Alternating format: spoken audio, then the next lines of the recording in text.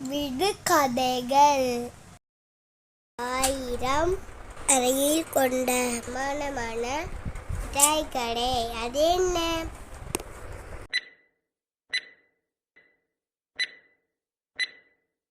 தேன்கூடு. பூக்குள் பூ வைத்து போர்த்திய பூ. அது என்ன?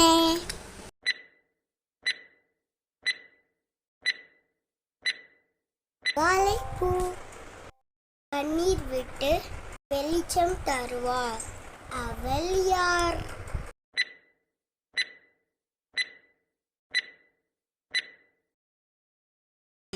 மெழுகுவர்த்தி.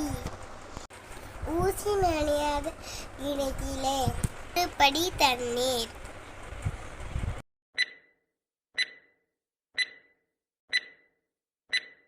தேங்காய். எவர் கையிலும் சிக்காத கல், எங்கும் இருக்காத கல்.